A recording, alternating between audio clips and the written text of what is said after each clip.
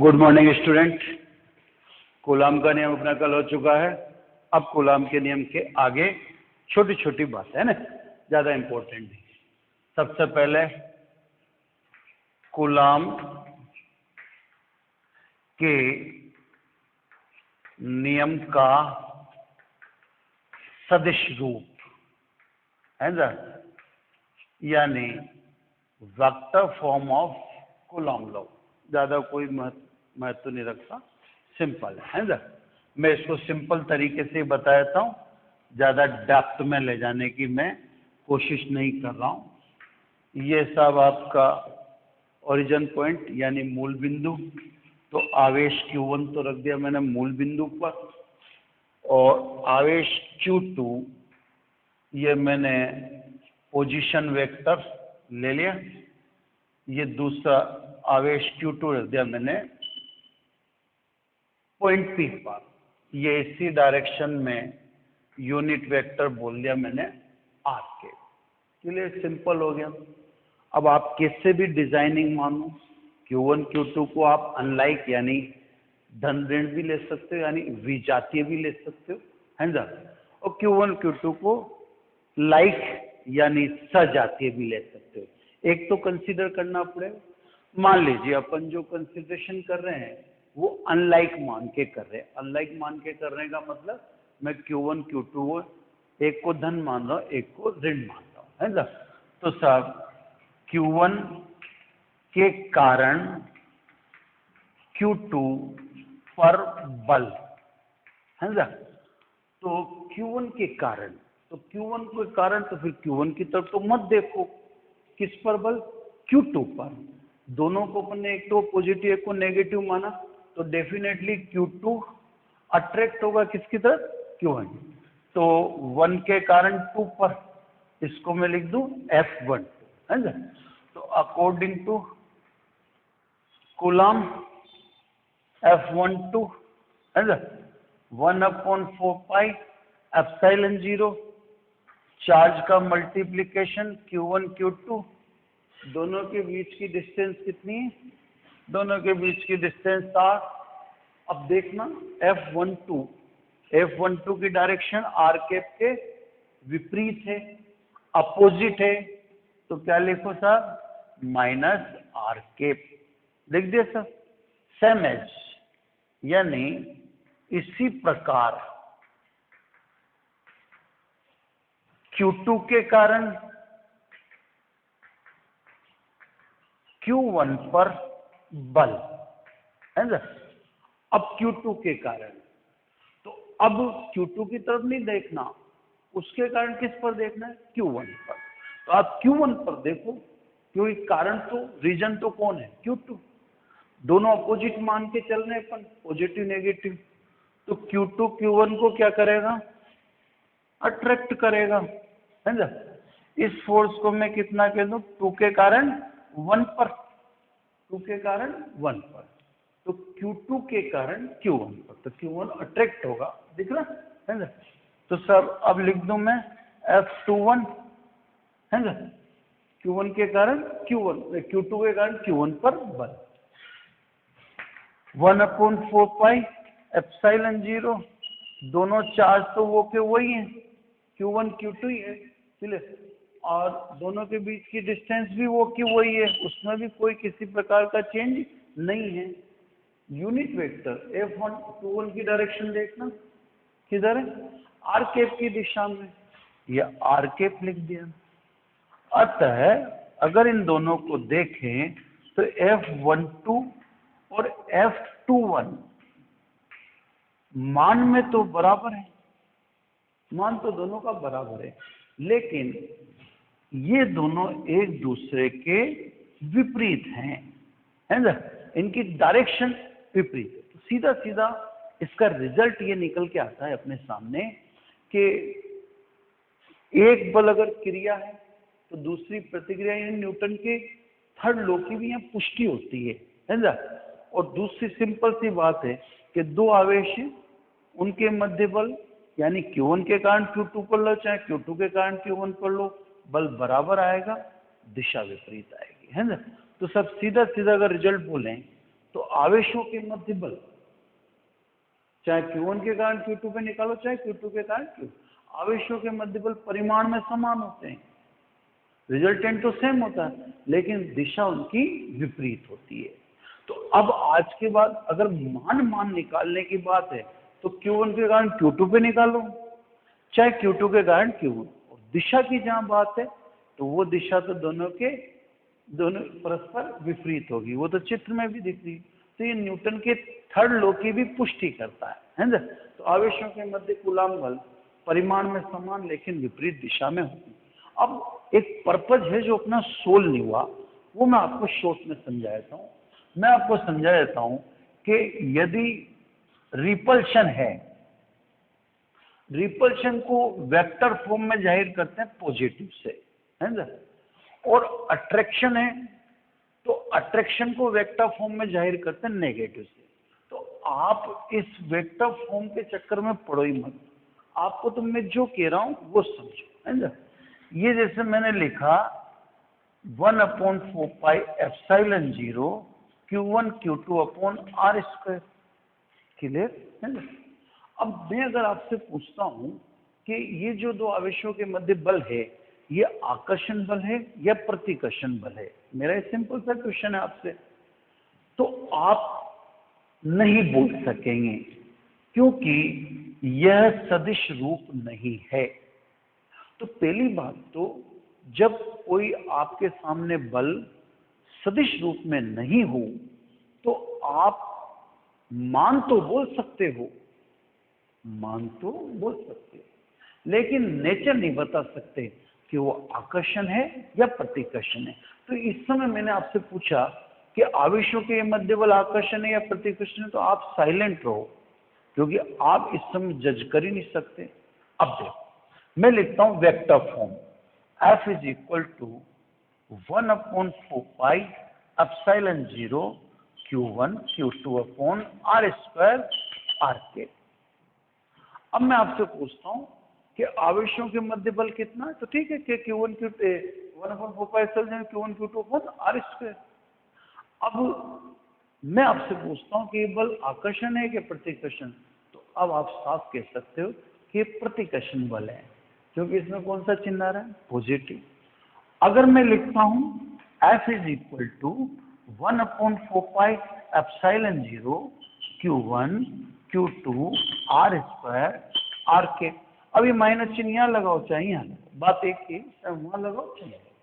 अब मैं आपसे पूछूं तो आप कहेंगे आवेशों के मध्य बल है, और कौन सा बल है, आकर्षण, क्योंकि नेगेटिव किसको रिप्रेजेंट करता है, आकर्षण को। तो विद्युत बल पॉजिटिव भी हो सकता है, नेगेटिव भी हो सकता है ना। अगर आप 11 का ध्यान रखो तो 11 में मैंने आपको ग्रेविटेशन फोर्स पढ़ाया था m1 m2 upon R square RK। अब थोड़ा सा ध्यान से समझ लो, गुरुत्वाकर्षण बल सदैव आकर्षण बल है, उसके नाम में ही क्या है, गुरुत्व आकर्षण। वो प्रतिकर्षित हो ही नहीं सकता, है ना, क्योंकि पिंड सदैव एक दूसरे को आकर्षित करते हैं, प्रतिकर्षित कभी भी नहीं करते। तो गुरुत्वाकर्षण बल चैप्टर जो अपन ने 11 में पढ़ा, उसमें हर चीज आप देखो, गुरुत्व विभव, गुरुत्व स्थिति ऊर्जा वगैरह वगैरह, आपने देखा हर चीज नेगेटिव आई है उसमें। नेगेटिव क्यों आई है, क्योंकि फोर्स ही कौन सा है, अट्रैक्शन। फोर्स में कौन सा साइन है, माइनस साइन है, तो माइनस साइन तो हर जगह प्रोपोगेट होगा ना, हर जगह चलेगा ना, हर जगह दिखेगा। तो अपन अगर 11 में गौर करें तो गुरुत्वाकर्षण के जो फॉर्मूले हैं उनमें नेगेटिव आ रहा है। अब यहाँ पर गौर करना, यहाँ पर फॉर्मूलों में नेगेटिव नहीं आएगा, क्योंकि हाँ यहाँ पे अपन पढ़ते हैं विद्युत बल, और विद्युत बल आकर्षण या प्रतिकर्षण हो सकता है, जबकि गुरुत्वाकर्षण बल सदैव आकर्षण बल है, तो वहां सदैव क्या आएगा, माइनस चिन्ह। तो सर ये वेक्टर फॉर्म को आप इसको न भी जानते हो तो उससे कोई मतलब नहीं है। आप तो ये देख ले कि सब वेक्टर फॉर्म से यानी सदिश रूप से ये पता लग जाता है कि बल आकर्षण बल है या प्रतिकर्षण बल है। और अपने को इतने किस्से के बजाय केवल इतना सा याद रखना है कि कि आकर्षण बल को धन चिन्ह से दर्शाते हैं यानी पॉजिटिव साइन से, डिफाइन करते हैं या दर्शाते हैं, और अट्रैक्शन को माइनस साइन से दर्शाते हैं। तो आपको फिर सदिश रूप की आवश्यकता ही नहीं पड़ेगी। वेक्टर फॉर्म दिखाई इसलिए जाती है ताकि आपको ये पता पड़ जाए कि सब कब आकर्षण है और कब प्रतिकर्षण है। तो सब वेक्टर फॉर्म में ज्यादा एंटर होने की आवश्यकता नहीं। अब छोटी छोटी बात, ये आपका, अब मैं मॉडुलस के रूप में लिख दूं, परिमाण के रूप में लिखते हैं तो माइनस चिन्ह दिखाते ही नहीं है ना। ये तो जब आकर्षण प्रतिकर्षण दिखाना होता है तब वेक्टर फॉर्म का यूज करते हैं।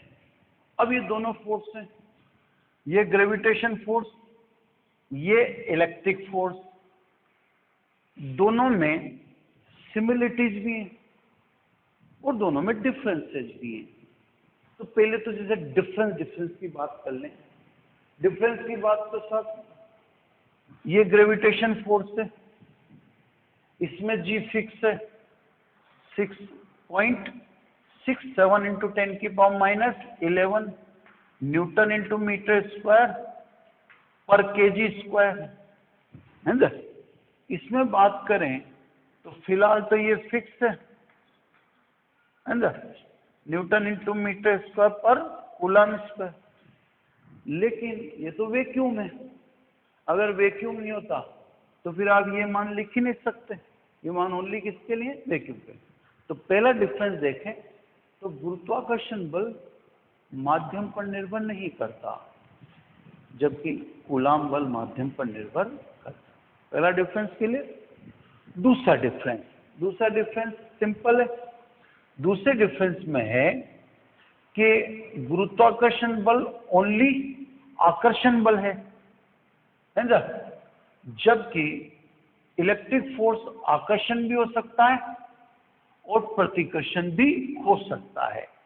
तो ये तो आकर्षण और प्रतिकर्षण दोनों हो सकता है, जबकि गुरुत्वाकर्षण बल की प्रवृत्ति या प्रकृति केवल आकर्षण होती है, प्रतिकर्षण नहीं। ये भी एक डिफरेंस है। तो सब वो माध्यम पे निर्भर करता है, ये नहीं, सॉरी, वह माध्यम पे निर्भर नहीं करता, ये माध्यम पे निर्भर करता है। दूसरा डिफरेंस अपन ने बताया कि वो हमेशा आकर्षण प्रवृत्ति का है, या आकर्षण और प्रतिकर्षण दोनों प्रवृत्ति का हो सकता है। ठीक है, ये तो डिफरेंसेज हुए। सिमिलिटी, समानता कहें तो समानता में देखो r बराबर अनंत रखो, चाहे इसमें चाहे उसमें, तो दोनों फोर्स क्या हो जाएंगे? 0। तो पहली समानता तो ये है कि इन दोनों बलों की अधिकतम प्रास कितनी है? अनंत। ये दोनों कहां तक काम करते हैं? अनंत तक। तो इन दोनों बलों की अधिकतम परास अनंत है। न्यूनतम परास कितनी है? 10⁻⁻15 मीटर। 10⁻⁻15 मीटर न्यूक्लियस यानी नाभिक का साइज है। नाभिक के अंदर किसी और बल को अप्लाई नहीं करते, नाभिक के अंदर केवल नाभिकीय बल रहता है। तो नाभिक के अंदर न तो आप विद्युत बल अप्लाई करोगे, न ही नाभिक के अंदर गुरुत्वाकर्षण बल अंदर अप्लाई करेंगे। तो दोनों ही बलों की अधिकतम परास अनंत है और न्यूनतम परास नाभिकीय परास है, यानी नाभिक के दायरे में रहते हैं, है ना। और समानता में आप देखो, दोनों व्युत्क्रम के नियम का पालन करते हैं, यानी उसमें भी F is proportional to 1/r² है और इसमें भी F is proportional to 1/r² है। तो सब अपन ने दोनों बलों में कंपैरिजन कर लिया और कंपैरिजन से अपने को जो चीज सामने है वो मैंने बता दिया आपके साथ। तो कहने का मतलब अपन थोड़ा थोड़ा यूं सोच के चले कि हमें गुरुत्वाकर्षण बल से यहाँ हेल्प मिलेगी, क्योंकि अप्रोच तो कम से कम वो की वही है, इसलिए तो कंपैरिजन कराया। अब सब अगली बात है ना। तो ये जो छोटे छोटे टॉपिक थे, इनमें इसको थोड़ा भी स्पीड में इसलिए नहीं रहा हूँ क्योंकि इनमें ज्यादा तंत्र नहीं है, ज्यादा कोई दम वाली बात नहीं, इसलिए आप उनको जैसा मैं कह रहा हूँ वैसे समझ। अब सब जो कूलॉम फोर्स है वो दो ही आवेशों को लेता है। अगर आवेश दो से ज्यादा हुए तो क्या करोगे? तो अब आप सब दो से ज्यादा आवेश हो तो क्या करना है वो आपको बताएगा अध्यारोपण का सिद्धांत, है ना, यानी प्रिंसिपल ऑफ सुपरपोजिशन। पोजीशन, है ना। अब देखो ये अपने 11th में पढ़ रखा है, 12th में भी 2-3 बार ये काम आएगा, तो मैं बार बार तो इसको पढ़ाऊंगा नहीं, आप एक बार ही इसको ढंग से समझ लें। मैं एग्जाम्पल भी दे दूंगा ताकि फिर आपको वो एक प्रॉब्लम भी नहीं रहेगी कि साहब एग्जाम्पल नहीं था आपके पास, तो मैं एग्जाम्पल भी इसका पुट कर दूंगा ताकि आपको इसको समझने में कोई दिक्कत नहीं, है ना। तो सब अपन ने 11 में पढ़ा था, जब अपन ने वेव यानी तरंग चैप्टर पढ़ा था, उस समय मैं आपको पहले वहां से याद दिलाता हूँ ताकि आपको यहाँ पे जब कोई चीज पढ़ी हुई लगती है तो उसमें सरलता सी महसूस होने लगती है। हालांकि वो उस समय भी थी और आज भी, पर ठीक है पढ़ ली ना। जैसे आप मान लीजिए आप आज 12th क्लास में, अब 11th आपको कठिन नहीं लगेगी, जबकि 11th क्लास में थे तो आपसे 11th नहीं पढ़ी जा रही थी। तो कहने का मतलब जब हम आगे फॉरवर्ड हो जाते हैं तो हमें पीछे का इजी लगने लगता है, हमें लगता है कि वो लक्ष्य तो हमने हासिल कर लिया। तो आपको मैं 11th से सुनाता हूँ। अपन ने यूँ कहा था, जब 2 या 2 से अधिक तरंगें संचरित होती हुई माध्यम में किसी बिंदु पर अध्यारोपित होती, तो उस बिंदु से उत्पन्न परिणामी तरंग का विस्थापन अध्यारोपित होने वाली प्रत्येक तरंग के स्वतंत्र विस्थापन के योग के बराबर होता है। बस कमोबेश यही चीज यहाँ पर है। क्या चीज है देखिए, जैसे मान लीजिए ये बिंदु आवेश Q1 है, ये बिंदु आवेश Q2 है, ये बिंदु आवेश Q3 है, ये बिंदु आवेश Qn है। ऐसे बिंदु आवेशों का समूह है, इनमें कोई आवेश है बिंदु आवेश Q0, क्योंकि अपन कूलाम का नियम पढ़ रहे हैं, तो कूलाम का नियम बिंदु आवेश के लिए ही लागू है, अन्य के लिए वो एप्लीकेबल नहीं है। इससे आप थोड़ा ये ध्यान रखना कि जब मैं कोई चीज पढ़ा रहा हूँ कूलाम से रिलेटेड, तो बिंदु आवेश के अलावा कुछ और कहने के लिए मेरे पास ऑप्शन नहीं है ना। तो सब ये इतने सारे आवेश हैं। अब अपने को मान लीजिए बिंदु P पर या Q0 पर परिणामी बल की गणना करनी है, परिणामी बल की। अब सब इतने सारे चार्ज जिनकी वैल्यू n तक जा रही है, इतने सारे चार्ज स्वाभाविक है कूलाम के नियम में अप्लाई नहीं, कूलाम के नियम में उनका उपयोग नहीं करते। कूलाम के नियम में केवल कितने चार्ज चलेंगे, ओनली 2 चलेंगे। तो सब 1, 2, 3 और n चार्ज के कारण आपको किस पर फोर्स निकालना, Q0 पर। तो इसका कैलकुलेशन आपसे कौन करवाएगा, अध्यारोपण का। अध्यारोपण का सिद्धांत कहता है कि जब ऐसी परिस्थिति आ जाए तो Q1 के कारण Q0 पर बल निकाल लो, इसको अपन कह दें F01। Q2 के कारण इसकी डिस्टेंस को ये कह दिया और बल को कह दिया F02। आप Q3 के कारण निकाल लो, ये इस फोर्स को कह दिया अपन ने F03। Qn के कारण निकाल लो, F0n लिख दें फोर्स। तो सब अब क्या कहता है प्रिंसिपल, ये कहता है कि अगर बिंदु आवेशों के समूह की आप बात कर रहे हैं जहां आपको एक अकेले आवेश पर बल का मान ज्ञात करना है, तो उसके लिए मैं आपकी हेल्प करूंगा। कैसे करूंगा सर, अध्यारोपण के सिद्धांत अनुसार बिंदु आवेशों के समूह में, जैसा कि आपको दिख रहा है, बिंदु आवेशों के समूह में किसी अकेले आवेश पर परिणामी बल प्रत्येक आवेश के कारण लगने वाले स्वतंत्र कूलाम बल के सदिश योग के बराबर होता है। यही अध्यारोपण का सिद्धांत है।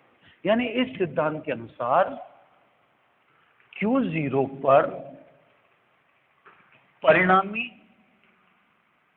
बल है ना, किससे निकालने सब, अध्यारोपण के सिद्धांत से, है ना। अध्यारोपण का सिद्धांत कहता है कि Q0 पर बल पहले Q1 के कारण निकाल लो, फिर Q2 के कारण निकाल लो, फिर Q3 के कारण निकाल लो, फिर n के कारण निकाल लो और सबका क्या कर दो, सदिश योग कर दो, परिणाम बल आ जाएगा। यही अध्यारोपण का सिद्धांत है। एक बार और समझ लें, है ना। ये कहता है बिंदु आवेशों के समूह में किसी अकेले आवेश पर परिणामी बल प्रत्येक आवेश के कारण लगने वाले स्वतंत्र कूलाम बल के सदिश योग के बराबर होता है। यानी आपके पास बहुत सारे बिंदु आवेश हैं, तो हर के कारण किस पर बल निकाल लो, Q0 पर। जैसे मैंने Q1 के कारण कितना निकाला, F01, Q2 के कारण कितना निकाला, F02, Q3 के कारण कितना निकाला, F03, Qn के कारण कितना निकाला, F08। इन सबका वेक्टर सम यानी सदिश योग कर दिया तो Q0 पर कुल बल निकल गया। यानी F इज इक्वल टू, अब Q1 के कारण इधर देखो आप, Q1 के कारण तो 1/4πε0 तो कॉमन आएगा ना, तो 1/4πε0 को तो मैं निकाल देता हूं बाहर। Q1 के कारण किस पर, Q0 पर। डिस्टेंस बोलो r01 का स्क्वायर यूनिट वेक्टर। Q2 के कारण बोलो Q2 Q0 पर, Q2 के कारण Q0, ध्यान रखना। डिस्टेंस r02 का स्क्वायर r02 के। इसी प्रकार Q3 के कारण, अब बोलो Qn के कारण, तो Qn के कारण किस पर, Q0 पर। डिस्टेंस बोलो 0n का स्क्वायर, समझा, और r0n के। क्लियर। अब ये कॉमन शोमन जो भी लेना है ले लो।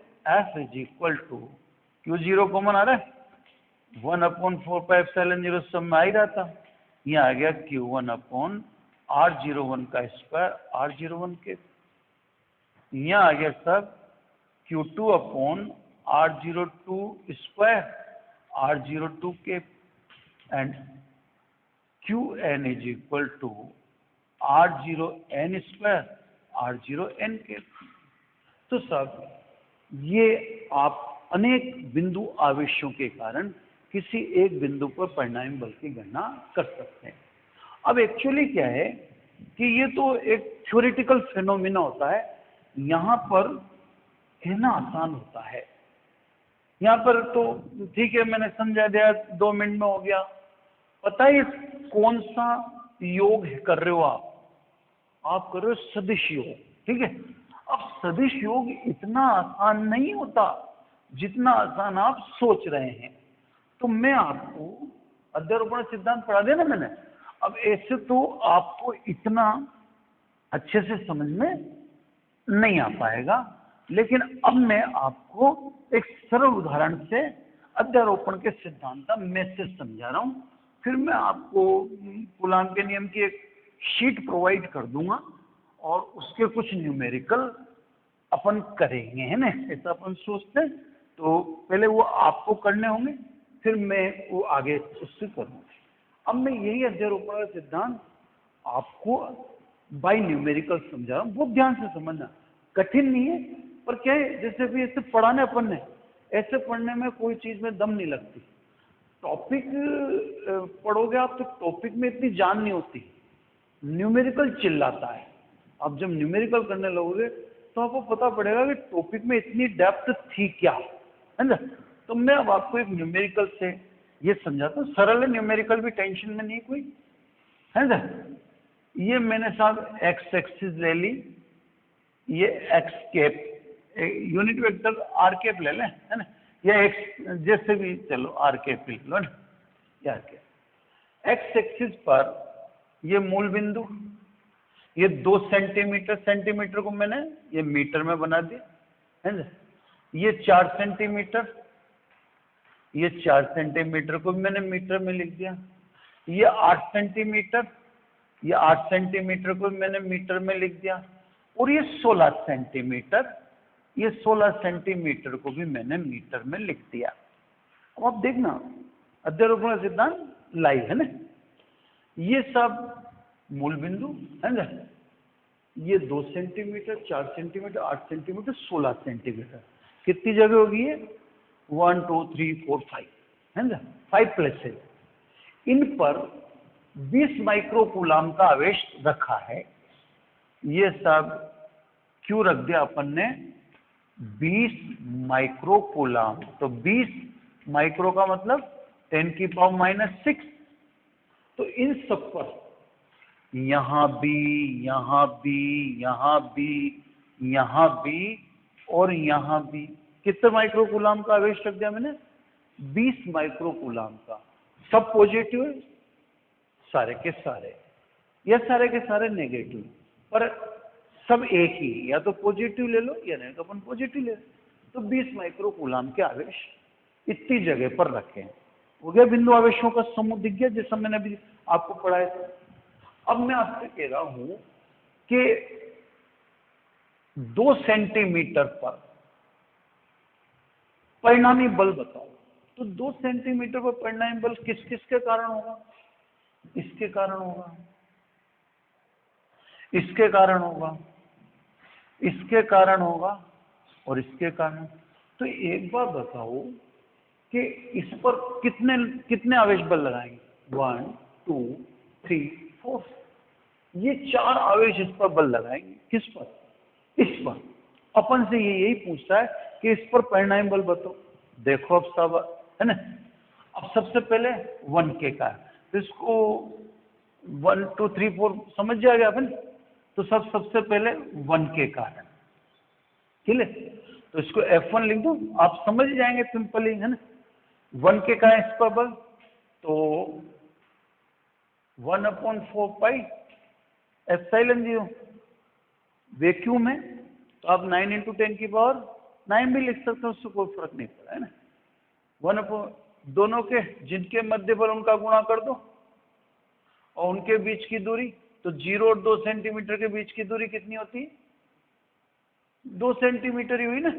तो 2 × 10 की पावर -2 का स्क्वायर। कूलॉम का नियम लगा दे, सिंपल। अरे समझ में आ गई बात? अब देखो इस पर देखा ना आपने बल, किसके कारण? 1 के कारण। तो ये क्या करेगा? प्रतिकर्षित करेगा। दिशा बोलो बल की, आर के एल। समझ में आएगी? अब 2 के कारण बोलो। 2 के कारण किस पर? इसी पे लगे। फोर्स अपने को किस पे देखना है? इसी पे देखना है ना। अब 2 के कारण तो वही 1/4 पाई एप्सिलॉन 0। किसके कारण? इसके कारण। तो दोनों को मल्टीप्लाई करो, क्लियर।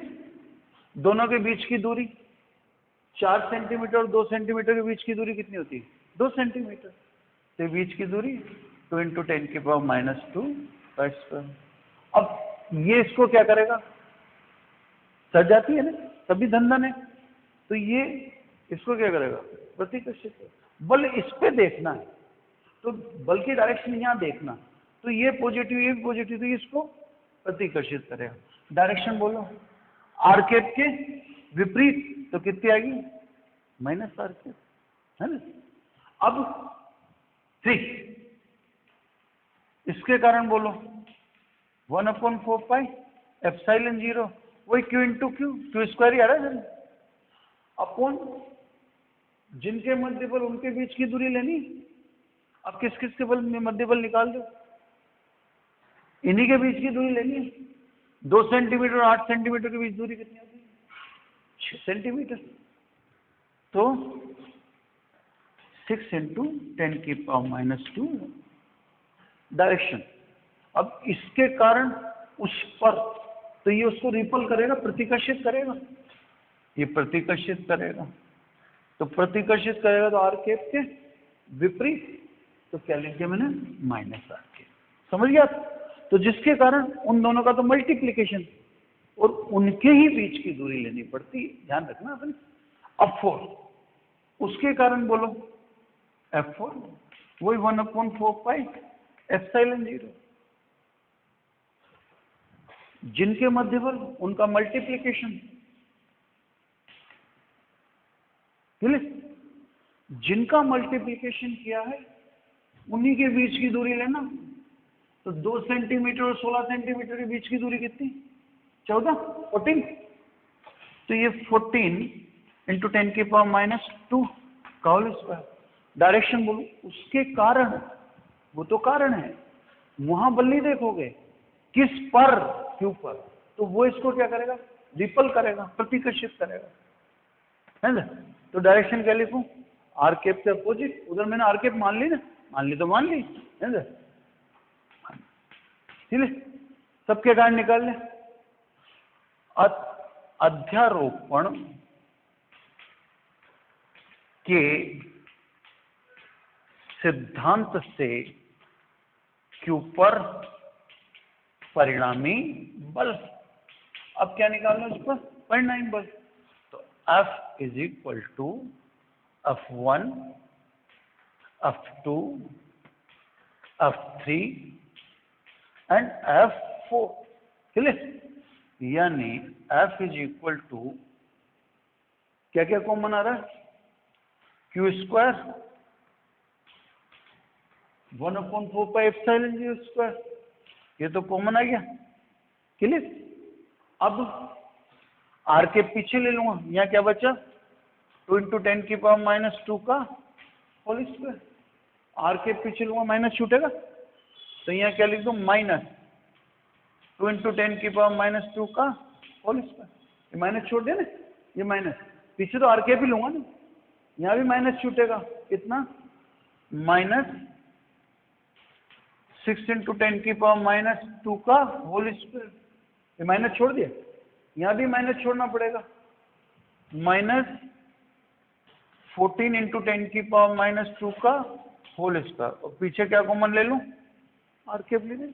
सबको जोड़ दिया सब, तो Q स्क्वायर 1/4π यही रहा।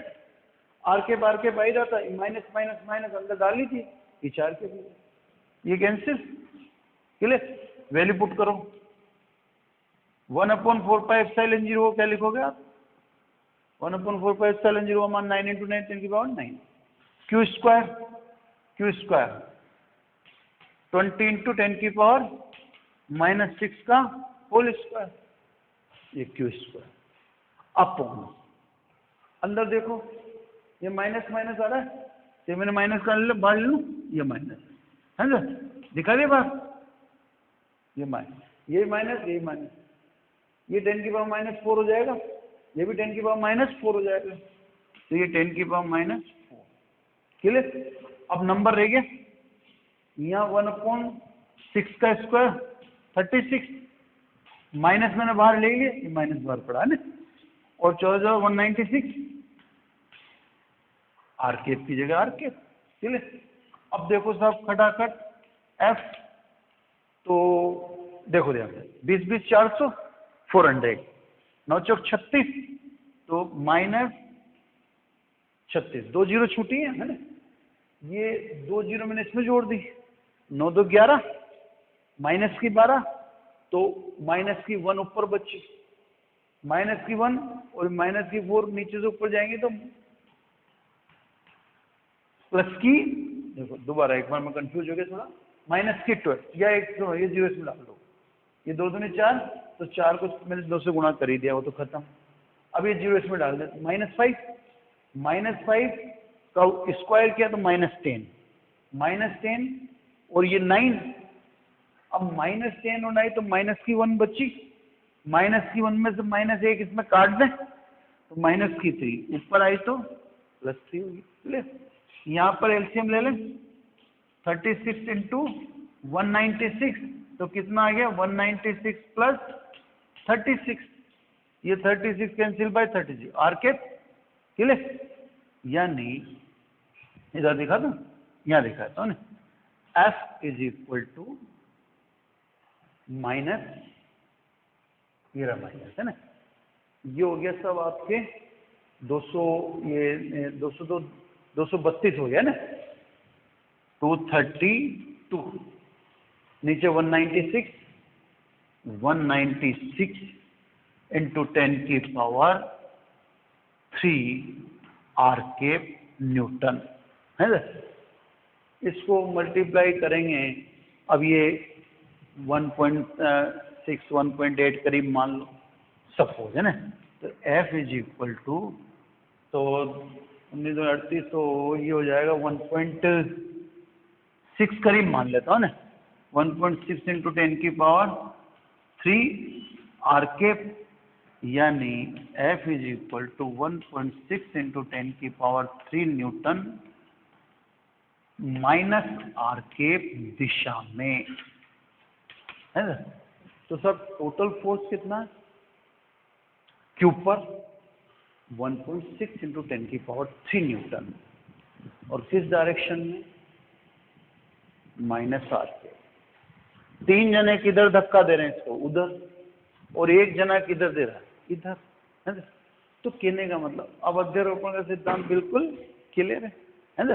अब आपको बिल्कुल साफ समझ में आता है कि अपन ये कहना चाहते थे किसमें, अध्यारोपण के सिद्धांत, है ना।